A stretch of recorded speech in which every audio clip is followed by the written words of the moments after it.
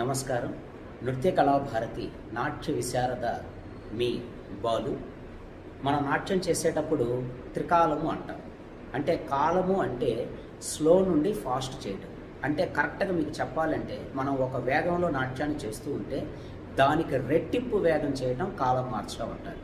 అంటే ఏదో కొంచెం ఫాస్ట్ పెంచుకొని కాదు, రెట్టింపు వేగం. అంటే మీకు ఇంకా క్లియర్గా అర్థం కావడానికి చెప్తున్నాను. తక్క దిమ్మి తక్క జను ఉందనుకోండి, ఒక దెబ్బకి ఒక అక్షరం పలికితే అది ఒకటో కాలం. అంటే త క ది మి.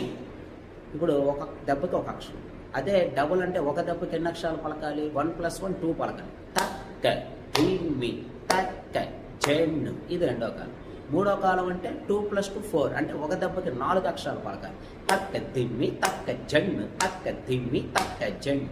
నాలుగో కాలానికి వెళ్తే 4 + 4 8 అనమాట. అంటే ఒక దెబ్బకి 8 అక్షరాలు పలకాలి.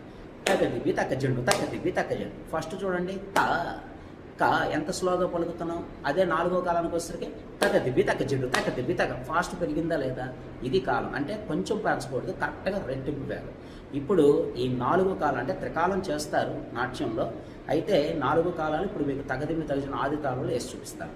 త క ధి మీ త క జే ను తక్క ధిమ్మి తక్క జెన్ను తక్క ధిమ్మి తక్క జెన్ను తక్క దిప్పి తక్క జన్ను తక్క దిప్పి తక్క జన్ తక్క దిప్పి తక్క జన్ను తక్క దిప్పి తక్క జన్ తక్క దిప్పి తక్క జడు తక్క దిప్పి తక్క జడు తక్క దిప్పి తక్క జడు తక్క దిప్పి తక్క జడు తక్క దిప్పి తక్క జడు తక్క దిప్పి తక్క జడు తక్క దిప్పి తక్క జడు తక్క దిప్పి తక్క జడు తక్క. నమస్తే.